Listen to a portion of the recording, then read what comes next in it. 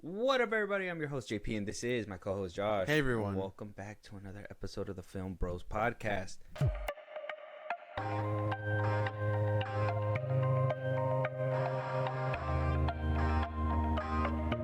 So, Josh, interesting turn of events that happened. Developments. Yeah, a few developments.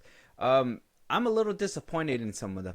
Oh, it's not gonna be a happy episode, I guess. No, it's not going to be the happiest episode, but it's going to be a fun episode nonetheless because I got a lot of jokes lined up. But but I do feel like there's a lot of things that are kind of in a weird development phase that it's we're almost to July. Let's just start there, right? We're almost to July.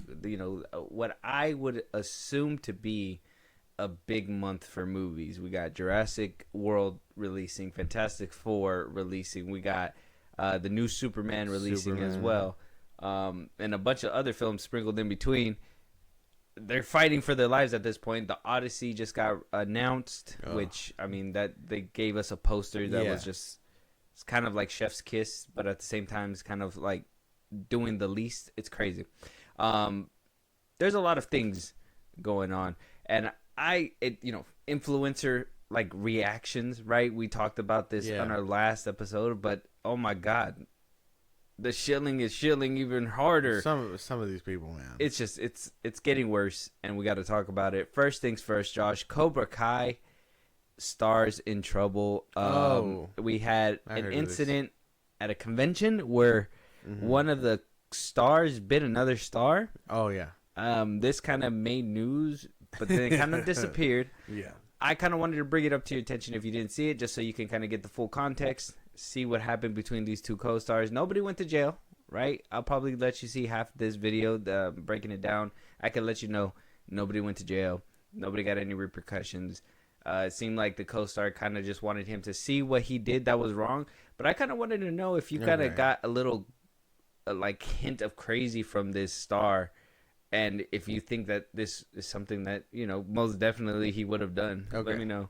I'm sorry, I don't know what's going on in your brain, but for you to get outraged at me is completely and utterly inappropriate. And honestly, I'm ashamed of your dignity as an 80-year-old man to scream at a lady that you just bit. Actress Alicia Hannah Kim called police during a fan convention in Washington after she alleges Cobra Kai co-star Martin Kove assaulted her.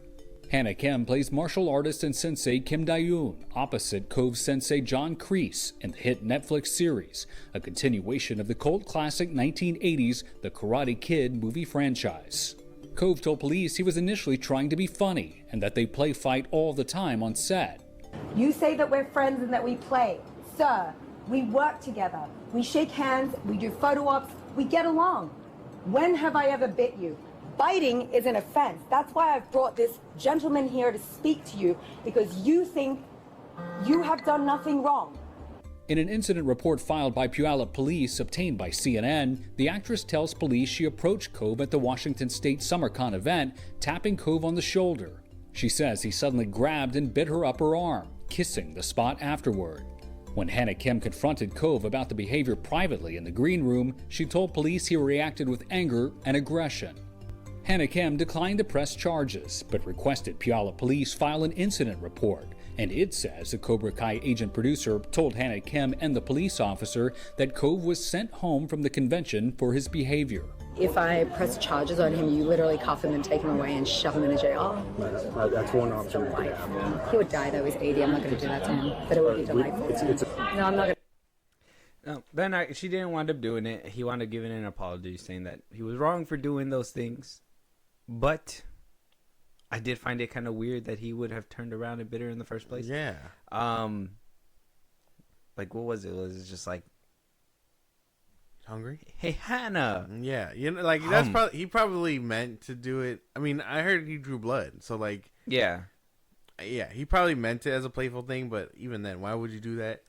And then the animal within just took over. He was like, strike first, and he just fucking bit down. He's like, we're not on set anymore. The show's over. Like, but I think that it's cool of her that she didn't press charges or anything like that. Understands that he's 80. He probably isn't all there in his head. So, I think she understands and just try to get the point across as best as she could to this old man. Why he bit her, we'll never know. But that shit's weird. I think that shit's weird. Is it a little like, I mean, I know the show's over. Yeah.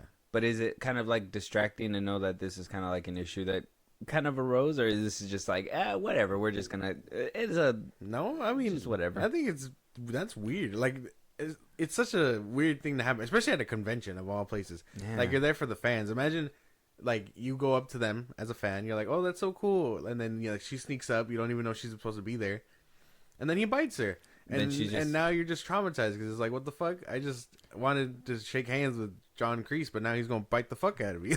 Like, if he did it to her, imagine what he's gonna do to me. Like, like that. I think that she walks up to shake his hand, and next thing you know, she's just being like thrown all over the place like Loki, just thrashing around. But like she's in his jaws, like he's just like a dog would. That'd be crazy. I thought it was an insane thing to like even happen. Obviously, this convention happened prior. This is probably around the time when the first part, right? Because did both parts already drop? Yeah, the show's over. The show's over, right? Okay, so this had to be like around the time either the first part or the second part was dropping, and they were kind of trying to promote it, and this is barely coming to light. I do think it's still kind of like a weird incident to even have hid, right? Because like you could have easily just been like, yeah, he bit her, and then he went home. It's just bad. It's just great PR that Netflix has. It's like, whoa, we did what? They were able to hold off until the finale was over and stuff like that. And it was like, free range. Nobody gives a shit if he bit anybody now. Yeah, You guys watch the show now. We watched the show. Well, I guess it's an okay thing that everything got fixed at the end of it, but still a very weird thing. Don't bite people. Yeah, don't bite people. Moral of the story: don't bite people. I think that shit's strange. You probably will go to jail depending on how old you are. Mm-hmm. It was nice of her, like I said, nice of her to be like, he's old, he won't make it in there. Like, there's no point. She did play with the thought, though. She did play with the thought. Moving on, my disappointment comes in now. Oh shit. So, we do have what seems to be, and I thought it was crazy because nobody knew, right? I told you, Josh. Mm-hmm.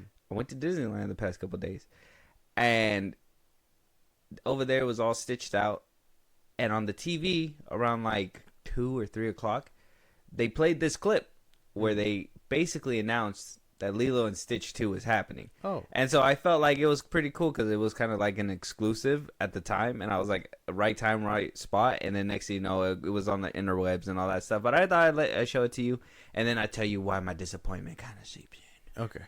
So it's in development. Yeah. This movie made so much money, even with the backlash of, you know, whatever happened at the ending. We talked about it. We do have a review out right now if you guys want to go check that out.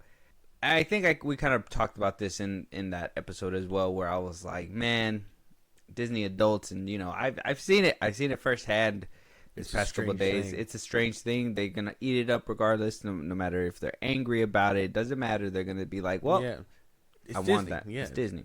I knew Lilo and Stitch was going to make money,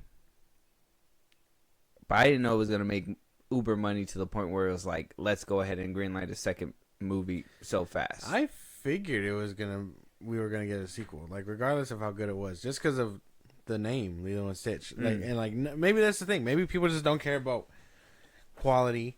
Maybe people don't care about the story. You know what I mean? Like these people that were really just vibing with it, they were like, well, it's Lilo and Stitch. You know, you can't be mad at these two. Eesh, I can be mad. I can be definitely mad about it. And people that just consume, that's what it is. It's gonna have no problem with what they're doing. It's like, oh, you're gonna eat the whole plate. Oh, the napkins on the plate. Oh, there's a fork on there too. Fucked up everything. Oh, you're eating everything. Okay, go ahead. No stone left unturned. Right, like that. It's just inhaling whatever Disney decides to put out. I mean, not only are we getting this, but now due to Elio basically bombing at the box office, Disney and Pixar, which it's crazy that it was kind of predicated on this, but it kind of makes sense. It seems like Iger was kind of letting Elio do his thing, it being a new IP, seeing how it was going to do. in the box office, and seeing that it did not do as well, Disney and Pixar's next movie that they're going to move forward with is not a new original IP that they can bring to the world. They're deciding to play it safe and put Ratatouille 2 into active development. Now, if you guys remember, after the acquisition between Disney and Pixar, this was their first adventure together. Ratatouille was the movie that they did together, Disney, Pixar, and then, you know, Pixar does their own films, Disney does their own films, and then once in a while they merge to do a Disney Pixar film. Now we're getting a Ratatouille sequel as well. So now we're getting a live action remake of Lilo and Stitch. We're getting a Frozen 4 or Frozen 3, potentially 4. We're getting a Toy Story 5. We're getting Zootopia 2. We're just getting sequels and sequels and sequels. I mean, I know a lot of people are going to be like, well, that's your fault. You're letting original IP flop at the movie theaters. And it's like, I don't think that's 100% true. I just think a lot of the time people are used to what they grew up with because they know that they grew up in a time, and where you get the backlash is when you tweak those for the modern day era where, you know, obviously Nani leaving the kid to see CPS was not on everybody's bingo card, right? And I think a lot of people were like, she should sacrifice. They're like, hey, in the real world, your child's going to go to Child Protective Services. That's the best way they decided to tell that story. And you're probably right. Like, a lot of people are like, well, I mean, I grew up with this. And it's like, well, yeah, the one you grew up with is infinitely better. The Snow White, I mean, Lion King, all these films, the older versions of them are significantly better only because they were, at the time, they were new and they were fresh. And, I mean, they kept to the Disney brand. I mean, to put it into perspective, we're in the middle of the Pirates of the Caribbean movies since the last time we talked about it. It was like a week ago now. Yeah. So we're already by the third one. And I'm like, the balls that Disney used to have, you know what I mean? Like, showing, like, people hanging on nooses and shit like that. Like, the balls that they used to have. But now it's just like, they're like, well, how can we get these people back in the seats? And it's like, well, let's do sequels. Let's do a bunch of sequels. And it doesn't matter if it's a fresh IP or not. I think you can have everything new in a fresh movie. It's just Disney's missing something. Somewhere along the way, they lost their balls. That's it. Sorry to sound so vulgar. But, like, that's the best way to put it, I feel. I think the balls got chopped off around 2018. As soon as that Endgame moment happened where they had, like, that girl boss moment. I don't even know. Some people say Captain Marvel. I don't even know. Is that like is that Disney's fault? Like, I don't even. What do you call it? I mean, a lot of people say it started like in 2018. People believe it actually started in 2016 with the whole Me Too movement. That made Disney more afraid to do certain things because, you know, kind of like what was it back in like the early 2000s when somebody burned themselves at a McDonald's because the coffee was hot and it didn't have a label saying it's hot. Now McDonald's has to cower to everything, otherwise they're open to lawsuits. I think Disney feels the same way at this point. But we're in a time where you're going to be criticized for everything. And yeah, not a lot of people are going to like it, and people are going to probably petition against you at some point. But it's like is everything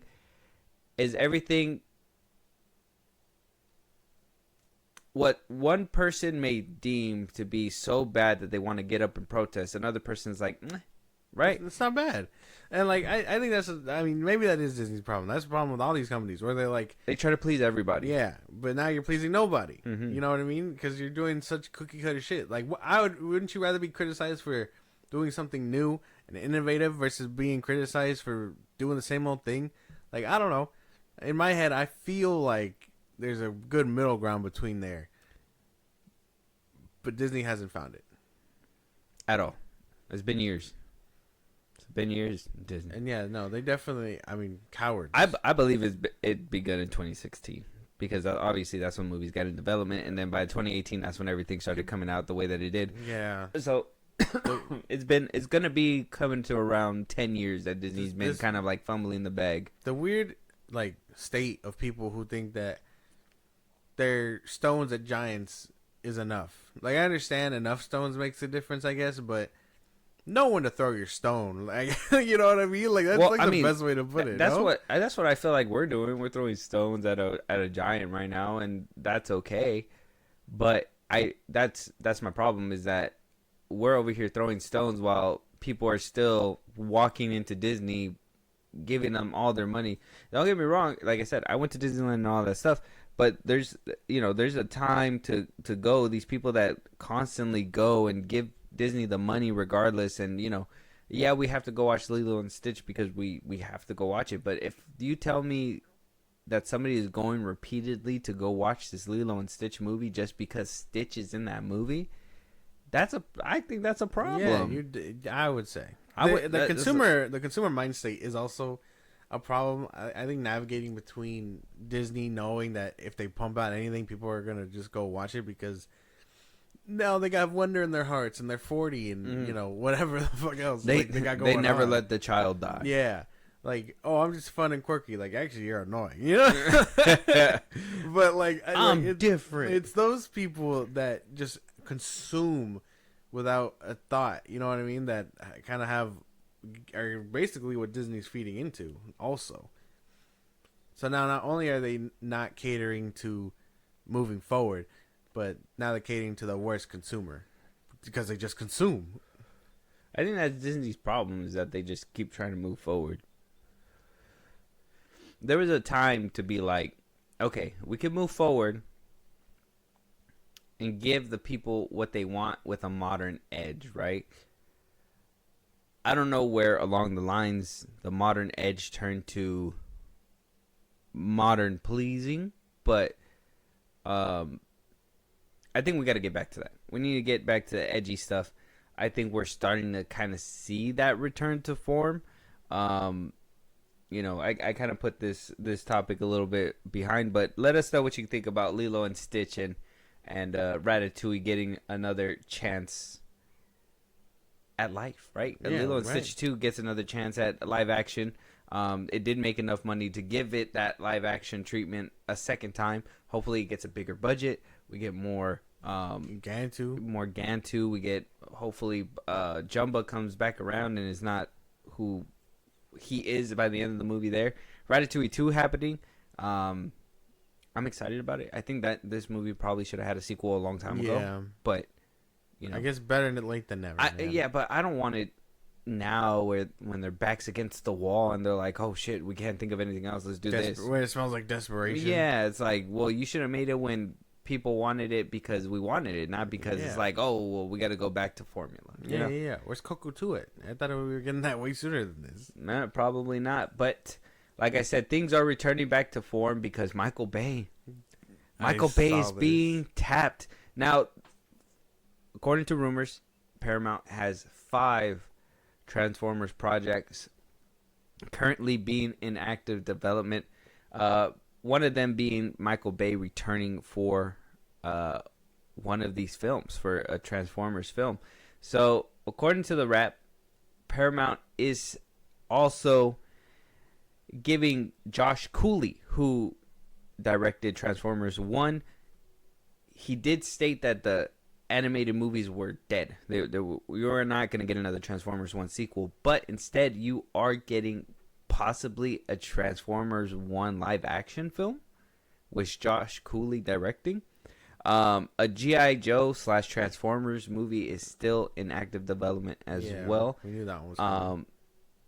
And that Michael Bay himself, has a film or 2 in development. One where he would be directing himself, another he would be producing. Oh boy. Yeah, Return to the King. That's the best way to put it. I don't care what anyone says. Oh, I gotta call him out. But I got into an argument with Nerdman of all people about the popularity of Transformers and how he thinks it's uncrucial, or it's Paramount's worst nightmare dragging him around. But it's like, how, when he gave you the 3 best Transformers movies ever, and ever since he left, regardless of how you feel about 4 and 5, I say 5. 4 and 5, the ones after still suck. I don't know. This was a quote that was said as well. Bay approached the studio last year to come back as a hands-on producer and possibly director, which we did see. We did. Transformers 1, he did have a producer's tag, and I think Rise of the Beast, he also had a producer tag. He's got writer Jordan Vandina writing a script. It's one of 5 or so Transformers projects in development that David Ellison and Skydance will inherit when the Paramount sales close. Josh Cooley, who made last year's animated Transformers 1, just closed a deal to pursue a live-action take. There's also a possible GI / Transformers crossover in development. The studio has 2 separate ideas in early stages. So I think out of those 5, we're going to get 2. Yeah. I think the Josh Cooley film will be that G.I. Joe and Transformers film. Maybe. And I do think Michael Bay will probably be doing like a spin-off, or maybe Transformers 6. Maybe keep going off of Unicron. Ooh, that could be cool. That would probably be different. And he will also be, in my opinion, a producer tag for Josh Cooley's film as well. Yeah. I think he's going to probably help usher in the new era. And I know you said 3, but we got to keep it $150. Bumblebee, Rise of the Beast, no Transformers film after Transformers 5 even holds a candlestick to 5. Holds a candlestick to 4. 4 to me is kind of like the worst one for me. Okay. I do think 4 is better than the other 2. Right. But that's the thing. Regardless of how you feel about 4 and 5, like even if those are like they still look amazing. Barrel, yeah, they like Michael Bay's touch is all over those films, and you can't even be mad at that. And like to really be like, oh, Transformers didn't peak or whatever, and it's like it really did. Michael Bay gave Paramount such a easy W with the first one. People were just eating that shit up. And yeah, you can talk about the cartoons and you can talk about some of the games and stuff, but nothing compares to getting people more hyped about a franchise, more on the map than Transformers when that 2007 movie came around. That shit was everywhere. Yeah, Optimus Prime is a murderer, all this stuff. We gotta change shit. That just comes with the territory. Michael Bay coming back. He's a murderer. Why? Because he double tapped the alien who was trying to destroy the world. Because he's a fucking leader. Like, that's what you're supposed to do. Leaders lead. Yeah, you gotta do what you gotta do. Mm-hmm. But to act like Michael Bay didn't revolutionize the game like at all for Transformers or Paramount is insane. That's insane shit. 100% did, because he tried to go in a different direction. And don't get me wrong, people ate up Bumblebee because it was interesting to see a new version. I do believe you got the G1. Like, I thought that was probably the best part of that. I personally think the ending of Bumblebee was what really sealed the deal to make people come and watch, because I think a lot of people thought it was gonna start leading into the Bayverse. Yeah. And so that's what I thought. And so I think Rise of the Beast completely just ripping away from that. I don't think it did as well. That shit was ass. The worst one. Like I would say that was the worst one. No, but Anthony Ramos was in there. I don't give a fuck about Anthony Ramos. He's in Ironheart too, and I ain't watching him in that either. So like, I'll see him in Twisters 2. We'll be alright. Like, I don't know, man. I think Michael Bay coming back is gonna be great. Like, the best thing to revive the franchise. I know people were like, well, he fucked it up in the first place, and it's like, nah, I don't think so. I don't think people hated his vision of the movies. I do think they hated the direction he was going. Making the Transformers rogues wasn't the best idea, I feel. That's just my opinion. Them working against the U.S. government and all that stuff, yeah. Yeah, I think that's where like it started losing people, because... But Unicron is like Endgame.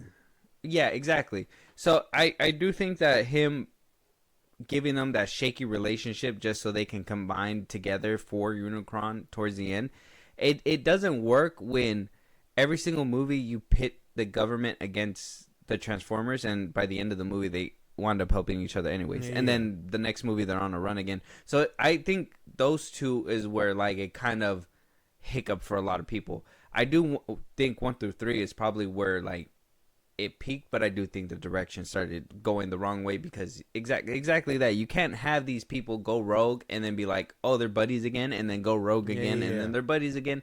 It's like it's a stale process. And then to have Optimus go bad at the 5th one, it's like, okay, if that was gonna happen, you should have had them stay rogue all the way through and through, and not be like, I'm working with the government, we're fine now by the end of it, and then boom, no, we're rogue again. No, you can't do that. And I think Michael Bay we trust, because I think he's going. In Michael Bay we trust, but I do think 4 and 5, that's when it started becoming a let's stamp it, put it out there. We need another Transformers movie. I think that's where Paramount got greedy, because I think even after Transformers 3, he was like, I don't even want to come back, which I'm happy that he did. But then that's when I felt like everything just started happening super fast. Like they just wanted If it would have been on his movies. own accord, if he just left, sure. But like, yeah, he was running out of steam, and Paramount forced him to do stuff he probably didn't want to do in short amount of time. Exactly. Because I think we were getting like Transformers movies like once every other year. Yeah. So he was moving too quickly, and shit, those movies still look phenomenal. So like the Dinobots still look fucking amazing. Yeah, I need to watch. I'm gonna rewatch that, and I'm gonna rewatch Pirates of the Caribbean for sure. Ah man, I'm so excited. And like, I mean, maybe just stop talking about Michael Bay, but the Transformers 1 sequel probably, or the G.I. Joe one, I can be excited for G.I. Joe. If Anthony Ramos decides to come back and do whatever with his character, I guess I can get behind that, you know. As for the sequel, potential sequel, I think maybe that can work, and the jokes might hit a little better, because it won't feel like I'm watching a kids movie. That'll probably be like it, I think. Because that was one of my big problems with Transformers 1, where I was like, oh, these jokes are... It was too kiddie. Too childish. And then the ending happens, and you're like, where the fuck was that the whole film? Well, that's the thing, too, right? It's because the first 5 Transformers, they felt more teenager to adult aimed, right? Like, you could... Like, even I was a kid, and I still felt like this was more grown-up. So, as a kid, I felt like, should I even be watching this? It's like, this is, like, different Transformers, right? And then you grow up, and you start watching it, and you're like, okay, well, you know, this is for adults. This is more teenagers and more adults. And then you go to Bumblebee. That's where I felt like it was more aimed towards children. Yeah. Right? Like, it's not as aggressive towards teenagers and the adult frame anymore. And then you get to Rise of the Beast, and you by then you could tell, like, they dumbed that shit down 100. Like, they were just hoping they're selling action figures at that point. Yeah. And to me, that's where I feel like you lose people. So, if you're going to... Yeah, you want to sell to kids, and yeah, you want to be wide for everybody, but I do think this is kind of where, like, Superman's kind of hurting itself too, is where, like, you're dumbing yourself down too much to be a wide variety, right? Like, if you dumb yourself down so you can reach the kids, then you're missing out on the adults and the teenagers. And then if you're doing these cool action set pieces in a kids movie, nobody cares. We're gonna watch it, probably catch it on YouTube a couple of times if we want to, but then move on, and then you're done, right? So it's not even like it's not sustainable to just make it for kids. You need teenagers and adults to want to be interested, want to go watch it, and then, you know, that's why I think Jurassic World and Fantastic Four are gonna do amazing. And I'm hoping, And so I'm hoping that these new Michael Bay Transformers films, I'm even hoping Josh Cooley, like, he probably takes an approach like Michael Bay versus, or if he could find a good middle ground between, like, Bumblebee and Michael Bay's version, I'm all for it. Yeah. If he could make a good G.I. Joe and a Transformers crossover, if that is going to be his live action film, that would be pretty sick. I'd be down for it too. It just all depends how things roll out. But I'm excited for Michael Bay to come back. Let us know what you guys think, though. Moving on. Marvel Studios still having issues. Marshall Ali calling them out, trolling them, basically saying, hey, let them know whenever we're ready. Yeah. David S. Goyer basically coming outside to say, hey, I did lend help. I did say, hey, I'm offering you help, not lend. I'm offering Disney help. And Disney said, no, we don't need it. We've got it cracked now. Here we are in 2025. This was back in 2019 when Goyer reached out. We're here in 2025. Still no script. Marshall Ali is, like I said, trolling Disney, saying, hey, go talk to them whenever we're ready. Are we waiting on something? After we just talked about Elio basically dictating what's happening with the future of Pixar and Disney films, and if they're going to be going with sequels and whatnot, is Marvel Studios waiting to see what happens with Fantastic Four, especially with the flops that have been happening with the MCU? Is something happening right now with Blade in that position where like Marvel might be saying fuck all that noise and be going a different direction? I don't even know. I just think at this point they're not fitting anything more on their slate. I think what they want to do is probably end their era, and then maybe we see a Blade in like 2028. I don't see a Blade film in the next couple of years just because of where they're trying to go with Doomsday and Secret Wars. But yeah, no, I don't see a Blade film anytime soon. We should have gotten it, right? We were supposed to get it after Fantastic Four, and then they were like, well, nobody's ready at all. So Mahershala Ali isn't cool with the script. David Goyer isn't helping. Which, I mean, why wouldn't you want him? I think it's universally known that like that first Blade is phenomenal. So like, why wouldn't you want to hire the guy back who like made the first one? You know what I mean? Made it a hit. Mm-hmm. Like who better to like help Mahershala Ali get in as Blade than the first guy who got Wesley Snipes as Blade? Mm-hmm. I think Disney fundamentally failing on this film is just, unfortunately, another L for them. Unfortunately. Upon their many L's, this is just another tacked on, I feel. Yeah, and David S. Goyer being the one who penned the original Blade films, at least the first two, I believe, and him just being denied access to come back because Marvel was like, we got it, quote unquote. Mm-hmm. And then to be here in 2025 and them not having it. It's so different too, because think about it. That first one came out in like 99, 98, something like that. Mm. He's done a lot of work since then. He gave us BVS. You know what I mean? Like he gave us a lot of cool stuff between then. Who's to say that next Blade film will like not be a banger? Mm-hmm. You know what I mean? Like that doesn't make sense to me. Like why wouldn't Marvel want his help? He helped make Blade 2. Come on, goddammit. And which is arguably the best Blade. Yeah, that's what I'm saying. Mm-hmm. And then he made I think he did write Blade Trinity, but it's not his fault. It's not his fault. I still enjoy it. What's his nice as being a diva?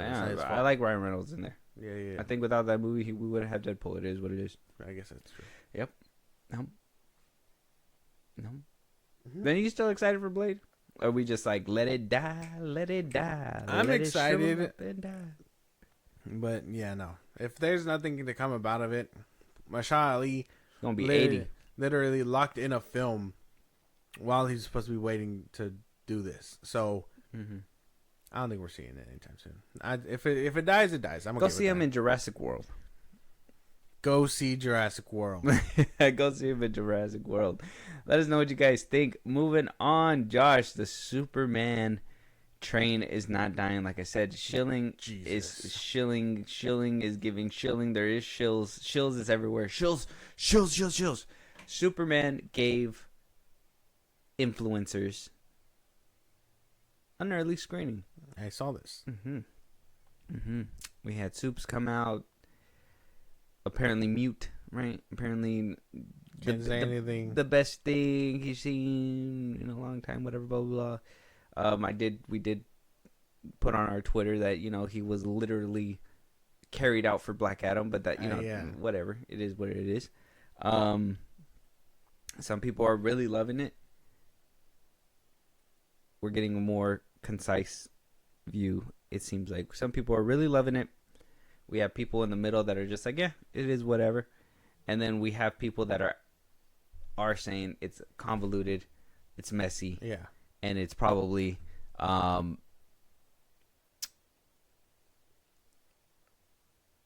apparently if you don't like James Gunn's films, there is nothing you can do to basically change anybody's mind when it comes to this film. So like those are the 3 categories. I really feel like we knew this from the jump. I think people that are like, oh, it's gonna be different, all that stuff. I don't think so. I think sure he could probably find the right story to tell for Superman, but in a James Gunn way, where there's always gonna be yelling, there's always gonna be somebody screaming at another person. People are just gonna figure out how to do it. Crypto is gonna, be the fuzzy loving animal. The robots who don't have feelings are probably gonna end up having feelings. Like it's gonna be such a James Gunn circus, and you'll know just by the attractions. Yeah, you'll know not just by his friends in the movie, but also his wife getting a role in the movie. She's gonna be playing one of the robots now. Yeah. So when he said not one actor is gonna be playing multiple roles in the DCU, I don't care how minor it is. You still put her in twice. She's still gonna be hardcore, and she's still voicing your robot. Weasel, Maxwell Lord, Michael Rooker. He's also one of the robots. Oh, that's right. That's right. And I think he said, what's his name? For The Hangover. He voices Rocky Raccoon. What's his name? Oh, Bradley Cooper. Bradley Cooper's also voicing the robots too. But he's Jor-El. Oh yeah, he's also gonna be Jor-El. So I mean, that's 2 people. Spoiler. That's still 2 people. I mean, is he voicing the robot as Jor-El though? That could possibly be. Maybe. You know what I mean? I guess that's a point. I guess. It just depends. I was hoping it was the AC. It's getting hot. But I do think him putting his friends in here and all that, and basically hearing all these little things on the side saying that it's a mess. We got it right here. It's a mess. Some of the screenings, some of them are chilling out. Like I said, they're just like jaws on the floor. They're not moving an inch on this film. But like I said, there's 2 other categories. I do think you fall in the whole James Gunn. If it's a James Gunn film, you're probably not gonna like it category, and I totally understand that. But we got to be in it with an open mind, right? I will do my best. Got to do our best here. So he did address one thing, right? Why Superman has so many superheroes in it. Now, this has been an ongoing thing. This has been something that we've asked in the beginning, and we're finally getting it answered here by James Gunn himself, right? It was a conversation because BVS, a lot of people said, you're introducing Wonder Woman? Yeah.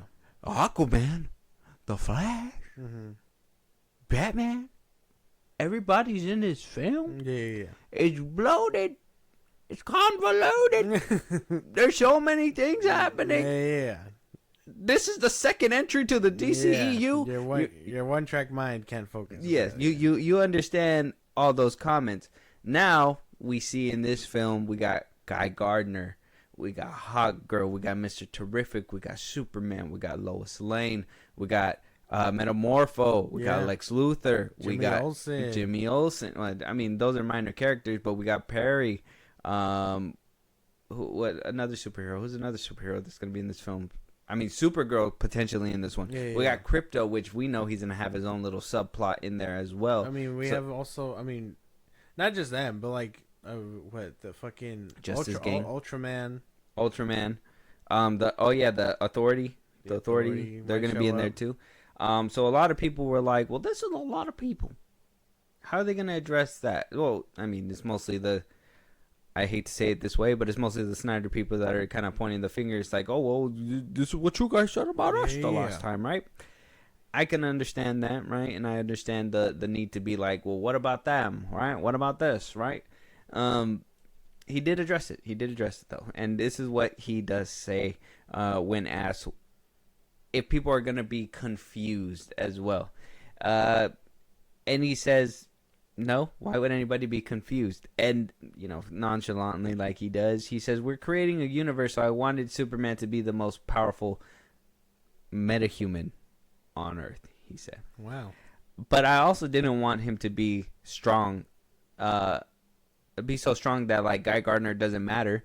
I think that it is important to set up that he has contemporaries that are also pretty darn powerful. He's saying throughout the years there have been all different sorts of different versions of Superman's in his with his power levels. From the beginning, when he was not able to fly, he'd shoot beams from his eyes. He could punch through walls at times. In the 80s and the 70s, he could punch a planet in half. The times in the 50s when he was able to make a little version of himself come out. Yes, there's a time when he would start having superpower powers that people never knew about. Like making little tiny versions of himself, clones of himself. You could do all sorts of weird things. That's no excuse for a weak-ass Superman, bro. Superman, he's powerful. He's strong. He walks on glass. You know what I mean? Like, just... He's supposed to be the most powerful. Yeah. I do not want to see him get thrown around by Guy Gardner, of all people. Like, what do you mean? You know what's going to happen. Like, I wish it wasn't. You know Hot Girl's going to take a swing. There's probably going to be a set piece where they're all going at him. That's why they're going to paint him as, like, the bad guy. I already saw the leak. I swear, if he gets his ass whooped and then it's that scene where he's, like, standing at the console with his, like, head down and Gardner's, like, blocking the windows and stuff, like, it was after that. It probably makes more sense why he's probably a little angry in that scene. I don't understand, man. My Superman ain't weak. I don't give a fuck who says what. I don't give a damn that James thinks he can go all the way back to the 50s where there's a reason he doesn't have those powers anymore. There's a reason why the comics drew him a direct line in where he's at now. Do I agree with some of that shit? No, because it's silly. Some of the stuff he does now in the comics is silly. Like, he's immune to kryptonite right now in the comics. Absolute Superman? Yeah. And, like, he's like... He's just, like, fully powerful. He's just powerful. He's a powerful-ass dude. Mm-hmm. The problem comes where he has to hold back on that power. So, yeah. Could I see someone taking a swing? Sure. But it's going to be the damn last swing they take. You know what I mean? They're supposed to be the last swing. Like, I don't want to see Super... That's the thing. That's just my problem. Like, I don't want to spend almost 2 hours watching Superman get his ass whooped. And actually getting his ass whooped. Yeah. Because it's not going to be like Black Adam where, like, you know, he takes a punch and he, like, stands up like nothing happened. Yeah. You know Corn Sweat's going to be like... Yeah. He, like, to normal fucking people. People that shouldn't even leave a bruise on him unless it has kryptonite or he's getting hit by another Kryptonian. He didn't do the scream. What? Yeah. Mm-hmm. Fuck, dude. This, like... Thinking about this movie just pisses me off. If Guy Gardner doesn't conjure up a titty twister on Superman, I don't want it. Where we at? No, where we at? I mean, he could do a middle finger, but he can't twist the nipples of Superman. Nipples, you know, indestructible nipples. Maybe they don't twist. Maybe. I don't know, dude. Like, does Superman have nipples? Describing Superman like that, yeah, no, as weak is it's not good. It doesn't draw me in. It doesn't, no, because it's a far cry from, which in a way, I guess, no, because in Zack Snyder's Justice League, we kind of seen that he was the most powerful being, you know, coming from BVS where, like, he doesn't even flinch if the Batmobile was coming to him. It just kind of, like, bounced off of him like nothing.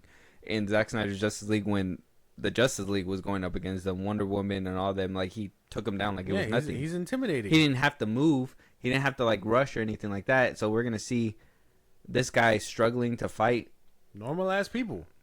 Mr. Terrific with bullets or whatever. I mean, in Superman Returns, he tanked a bullet straight to the eye. He was...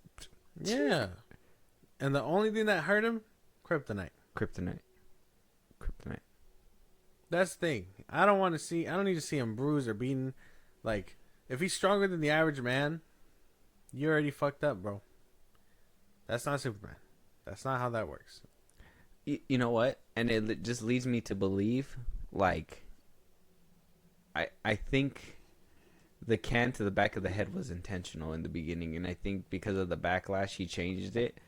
But I think it was intentional to be like, and then he was like, oh no, he can't be that weak then. He can't be that weak to the point where a can hurt him. Yeah. But I think it was intentional to make him more human, like, oh, a can bothers him too. Yeah.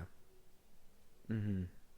And then it was like, His well, his no, we can't go too far back. His decision making is crazy. His decision making is reliant on Twitter users, on fucking X, bro. It's weird. It's stupid. It's dumb. You're over here making trailers and weird shilling merchandise with soups and all these people. Nobody trusts his opinion. This man literally stood up with a Superman sweater, holding a Superman shirt, and yelled, "Ah!" Like, nobody gives a shit what he thinks. Okay? You guys are shelling out all this money on this kid that literally not moving the needle for you people. It doesn't make any sense. It's so stupid. Yeah, I don't know. That's how I know James Gunn made up this game plan. It's so stupid. Yeah, I don't know anybody who looks at soups and thinks like, "Oh, I trust his opinion," either. After he got carried out of Black Adam, I never trust that kid's opinion. Ever. When he met Ana de Armas, he probably creamed himself. Probably. But we're not here to discuss on that. Yeah, no, I'm just saying. We ain't here to I'm just saying he ain't even got it. He ain't got it together to hold it in like that, bro. He ain't got it together to hold it in like that. Anyways, let us know what you guys think. James Gunn making Superman a little bit more weaker than the average super being, right? He's a little bit stronger than them, but not too much to the point where he can't be beaten. We have talked about this before. Yeah. Now we're getting the scaling a little bit more accurate. He's not. And on top of that, he's kind of doubling down on the meta-human thing. He's not a Kryptonian from space. He is a meta-human on Earth. Disgusting. What if he calls him a meta-human and by the end of it is going to be like, I'm owning my Kryptonian heritage? I don't know, man. Doesn't make it better, but I guess if we're looking for wins, you know. That won't make you stand up and scream absolute cinema? Hell no. Okay.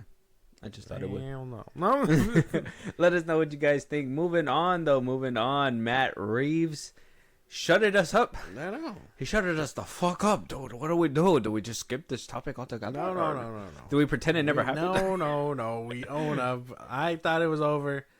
He came over and finished it up. Finally. That's it. Finally. And then James Gunn gets asked in an interview if he's read it yet, and he goes, "Oh, I might read it on the flight home. I might fall asleep."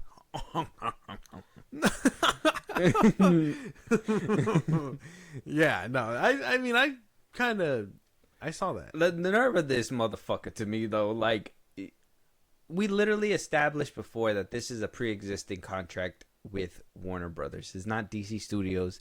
Matt Reeves is not under DC Studios. He does not need to read a script. He doesn't need to do all that stuff. So that whole backhanded compliment where he was like, "Oh, he's just slow. Give him time," and blah, blah, blah, blah, blah.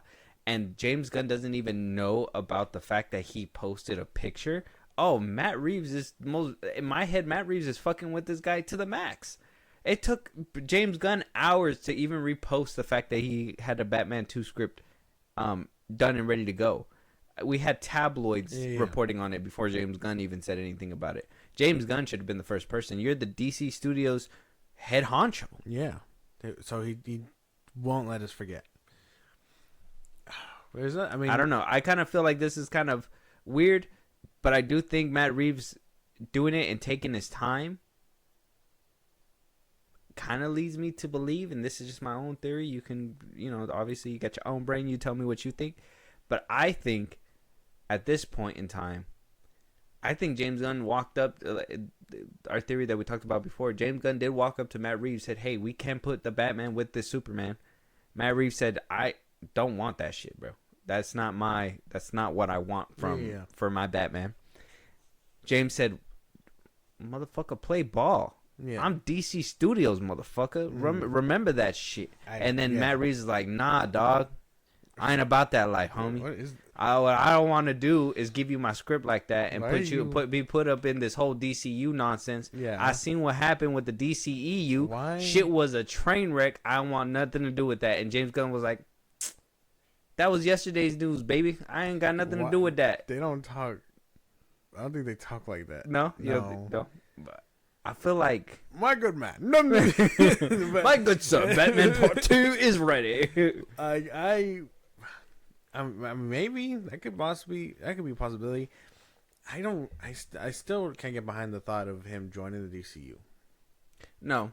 If he does, though, that's because he sees that Superman took off and stuff like that. But I don't think Superman's going to do that great. I don't know. Only the future will tell us. But, I mean, focusing on the script, nice. Hopefully you don't get told to do any rewrites, because then we won't see that shit for another couple years. You better tell James Gunn this is the first and final draft. I'm working on something else. Like, that's it. This is it. Do you think Matt Reeves is still gonna direct Batman Part 2? Yeah, I'm pretty sure. I don't think there's anyone else he would delegate that to. I don't see that happening. He tagged the picture partners in crime, and it makes people believe that Robin might be there. Mm-hmm. I know they said that they casted that one chick. I thought she'd be Batgirl. People are saying she could be Talia al Ghul. Mm-hmm. So I don't think if that's the case, we might not get the Court of Owls. We might just get the League of Shadows. But and that could still be grounded, right? Yeah, ninjas and all that shit. Yeah, but I don't know, because we already got the League of Shadows, and sure, this is another Batman villain or whatever, a love interest for him too. So who do you think could play Robin? I don't know who's playing. If it's Robin, potentially could be in the sequel. Who can possibly be Robin? I don't know. I don't have any idea. Tom Holland. Sorry, knee jerk. He's already doing. Timothée Chalamet. Sorry. He's already doing stuff. They're all doing stuff. What do you mean? All the well-known child-looking actors are all doing stuff? They're all doing stuff. Brand New Day. Spider-Man. Tom Holland's busy right now. Yeah, they're all busy right now. Well, Timothée Chalamet, he's not. He's doing Dune. Oh. He has Dune 3. And we know that's going to be filming soon because they said that Pattinson is going to be doing back-to-back. Mm-hmm. They're all busy. Jaden Smith, final offer. Jesus. Get me out of here. Get me out of here. Unless we get a new up-and-coming actor that could possibly do it. Yeah. I don't know. I don't know. And do we want to see the Graysons die again on screen? I don't know. The Flying Graysons. You remember from Batman and Robin? Uh-huh. The old Batman and Robin where they died? Yeah. Or no, Batman Forever? Damn, which was the second one? With Two-Face and It's Riddler. Batman Forever. Jim Carrey, Riddler. Yeah, Batman Forever. They died in that one. What's that kid's name? What's that kid's name? What's that kid's name? Was he in here? Never mind. I'm probably thinking about somebody else. I was gonna say kids from Skeleton Crew. Yeah, there was one of the kids in, I don't know if it was Skeleton Crew or was it a different Star Wars show, where I was like, he looked like a Robin to me, but I'll look him up. I'll tell you about him later. But I'm trying to think of who could play a good Robin, but he would have to be a younger person too, right? Yeah. Would that would it be too far fetched to think the kid that he saved in the beginning of Batman, where he was part of the thugs and all this stuff, and he wound up running away? Yeah. I think he played a different character too. He played. He was. That dude was Tim Drake in Titans. Oh, he played a Robin already? Yeah. Oh, so what if he plays Robin in that one? What if he comes around and maybe? He'd be way older now, but yeah, maybe. I'm still waiting to see. Never mind. But yeah, I don't know. Matt Reeves' Batman script 2 is done. He shut us up all the way up. We're over here saying that it was over. It was over with. And he came out to say, you know what? Listen here, motherfuckers, I'm still around. That's what he said. That's what he said. So I guess he's just slow working. I don't think he's slow working. I think that he's working at his own pace, and no DC studio head that just barely got a job is going to tell me to move any faster. That could be true. I think that's I think that's exactly what it is. But it is what it is. We'll see what happens next. Let us know what you guys think. Moving on, Josh, we're getting the Street Fighter film, and we're getting a cast, a very wonky cast. I don't know how hyped you're gonna be about this casting, but well, let's jump into it. So we got our first casting, Andrew Koji as Ryu, right? And we seen him before. He was in what's that movie? The show that we watched. With him? Fucking Warrior. Watched him in Warrior. He's really good. He's a good martial artist. I think he would bring perfect fit. Roman Reigns as Akuma. Oh, a wrestler. Oh, Interesting. Okay. Interesting. Kalina Liang as Chun-Li.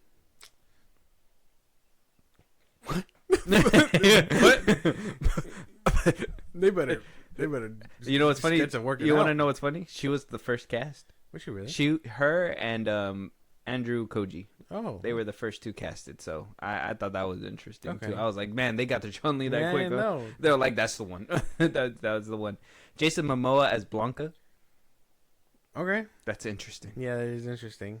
I don't know. They're gonna do him green, Probably CGI him, right? right? Unless he transforms like the Hulk or something. I don't know. Orville Peck as Vega.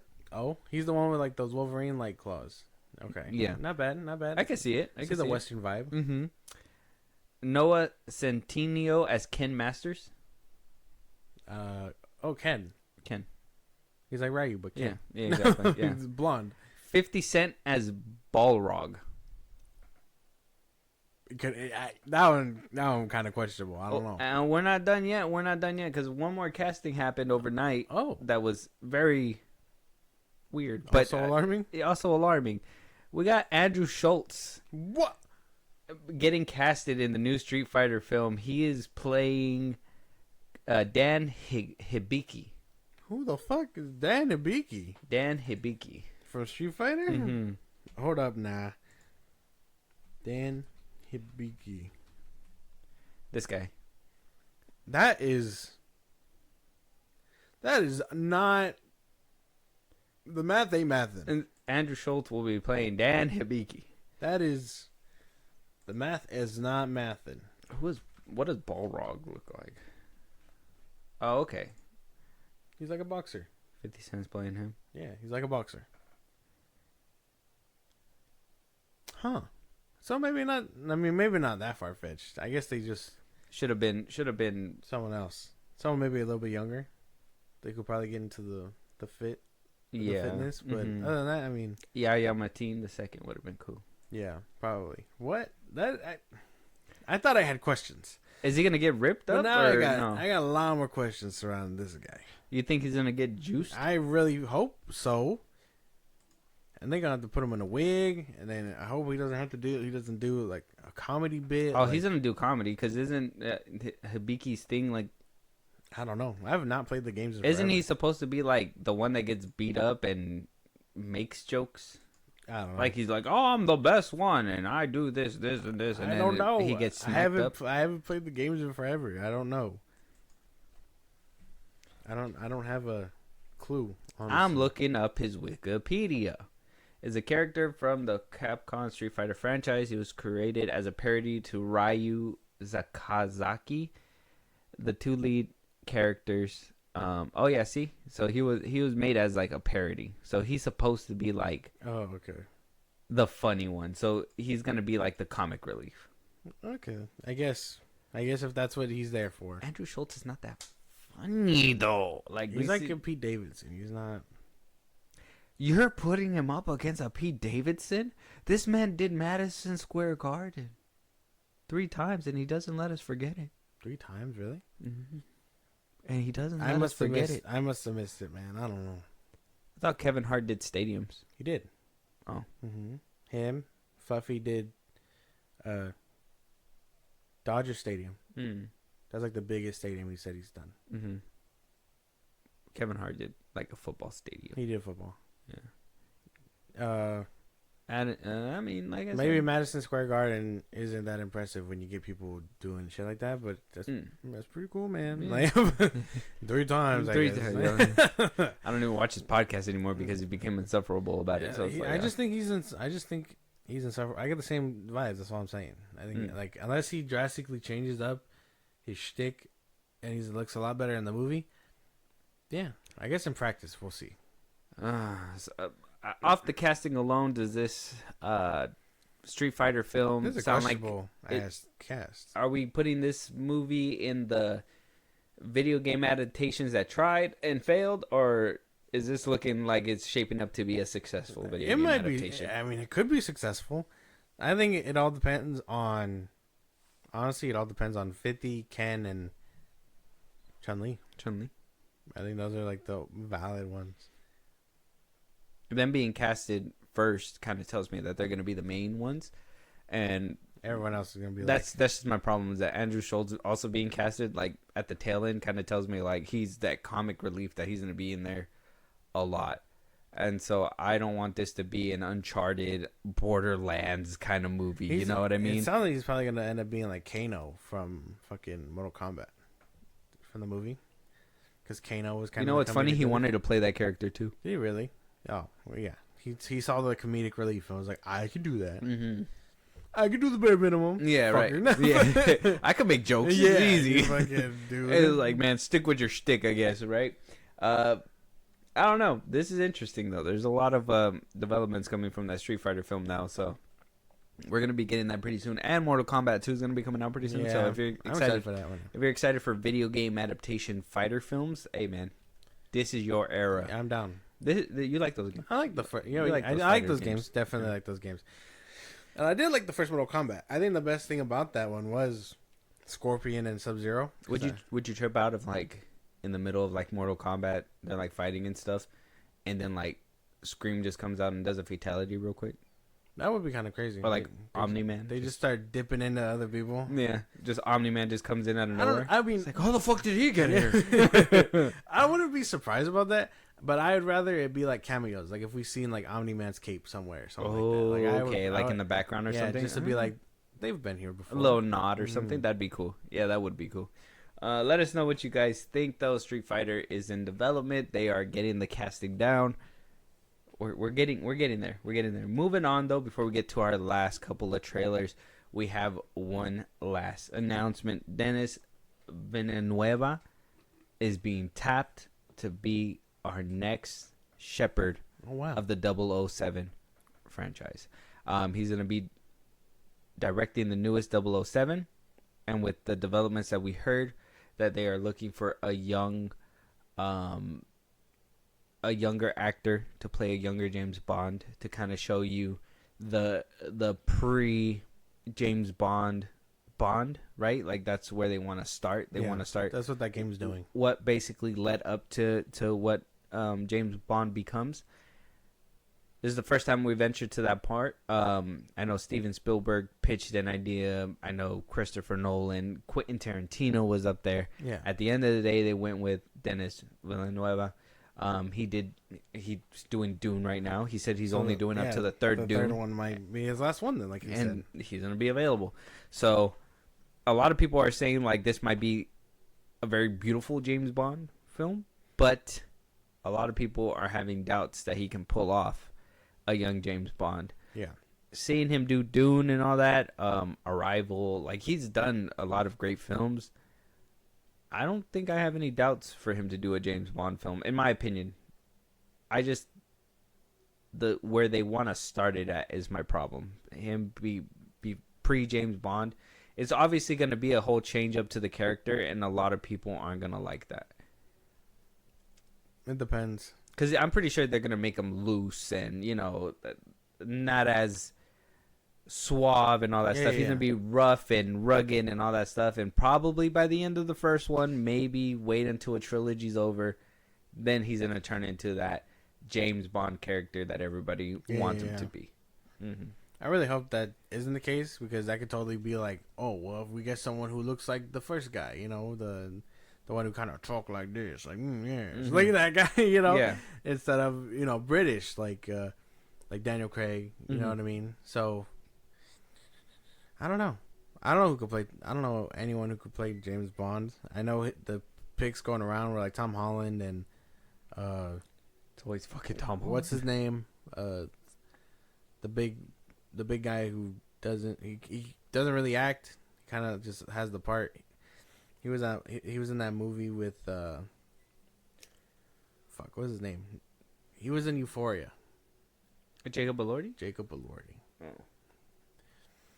I don't know. I don't know who could play James Bond. I do think Denis Villeneuve can probably make a really good James Bond movie. I don't have problems against him. It just how he moves forward, essentially. How he's gonna work it. Yeah. That's something that I wonder too, because it just makes me want to go back and watch. I do like the Dune though. I think visually he'll bring some kind of creativity to 007. I just think that it's gonna really. A lot of people aren't gonna like it, only for the fact that where it's gonna take place, and that's just gonna be my problem when it comes to it. Maybe it's gonna bring a lot of younger audiences into it. You know, seeing a younger James Bond, maybe you're gonna be able to. And we talked about this before. They kind of need to bring James Bond into an era where it's like not just dad movies, right? Yeah. And I talked about this before with you as well. And James Bond shouldn't be known as a dad flick or a dad movie. It should be known as a universal spy, you know, international spy, right? Like that he's supposed to be. So I think this version could bring younger audiences and teenagers into the fold, but I do think a lot of people that are older that love James Bond for who he is are gonna lose interest already. But that's kind of like what you said the last time too, that a lot of those people are older, right? Maybe by now they got to be 45 and above. Yeah. I'm sorry, it's time to start innovating for a younger audience, in my opinion. Yeah, it just sucks. I mean, by far I'm pretty sure the Daniel Craig one's Carrie, and I was talking about this the other day too, because anyone who they cast has to follow him up. You know what I mean? You go from Pierce Brosnan to Daniel Craig, and you're like, okay, that makes sense. Now you have to find someone young who can fill Daniel Craig's shoes. That is a high ass bar. Shit, man. Good luck, Dennis. It's gonna be a challenge for sure, especially like I said with the route that he's going with. So it's more of a. Though I think he could make the film beautiful, I think a lot of people do have. It's a story. Yeah, I think a lot of people do have the right to be like, can he bring the story to life? Yeah. And I hate to doubt him because, like I said, he made Arrival. He did do the Dune movies. Yeah. The first one, say what you will, but the second one really drew people in. I don't know. He probably has what it takes. Just don't pass it to your brother. Yeah. Damn. All right. Leave him alone. Oh, I'm just leave him alone. Son of a bitch. I just want to talk, man. All right. Let us know what you guys think. Denis Villeneuve is going to be doing the new James Bond. Are you guys excited about the new direction or not? Let us know in the comments. Moving on, though, we do have 2 trailers. Strangers Chapter 2. I know you saw the first one. Yeah. You weren't a big fan, but we do have Chapter 2. We did hear that there was a lot of reshoots, rewrites that came to this film after the backlash of the first one. The backlash of the first one. I'm hoping it doesn't damage it too much, but you know, The Strangers to me is a franchise that can survive the test of time. It's just more. It'll do way better than I Know What You Did Last Summer. Wow.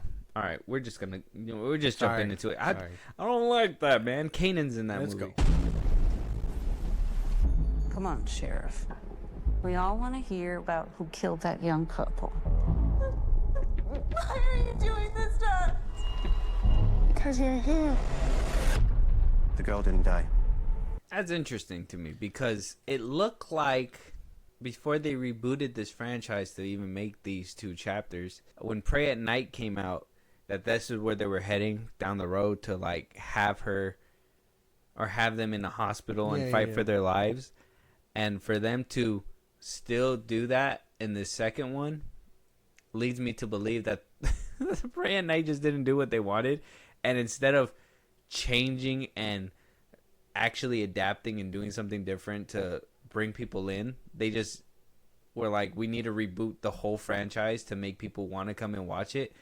And it just makes me sad because it's not doing what I would think it's supposed to do.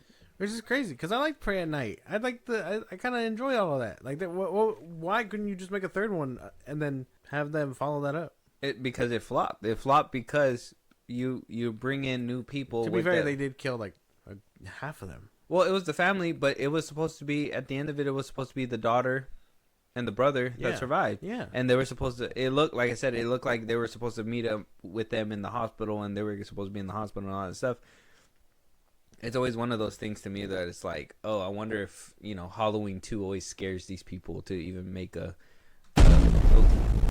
a horror movie in a hospital, because it's very like, it's hard to do it, and a lot of people they always it's always hard, because like what the fuck, you just ruined a bunch of nurses' lives and just families. Where's and shit the like line? That. Like, God damn it. Yeah, well, not just that, but it's like, you're telling me nobody in the hospital was able to stop 3 people? No, they just cleared out a whole hospital. they did. That's insane. The way they clear out people would be, yeah. Mm-hmm. Yeah, so I do think it looks good.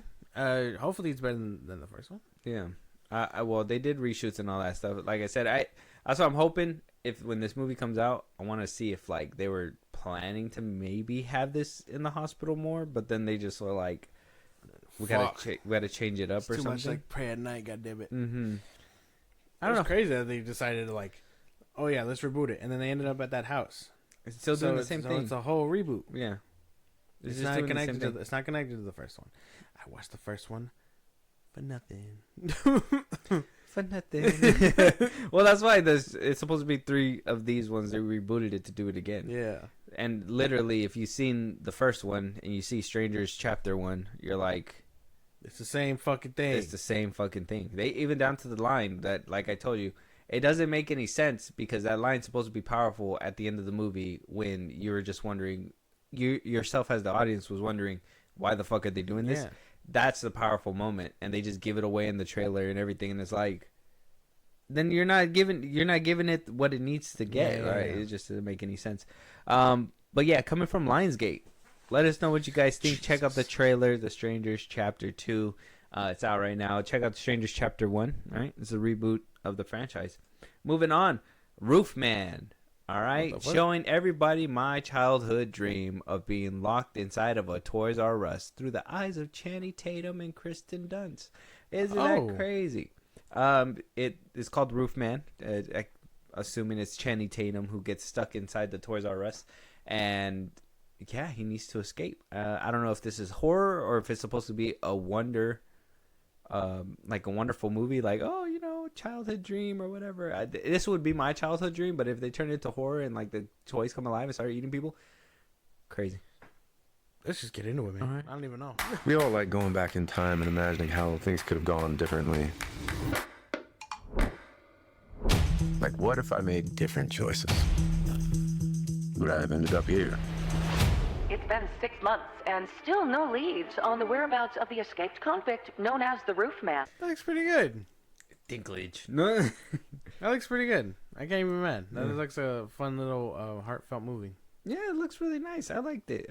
Channing Tatum making a comeback. And from the looks of it, Gambit shape.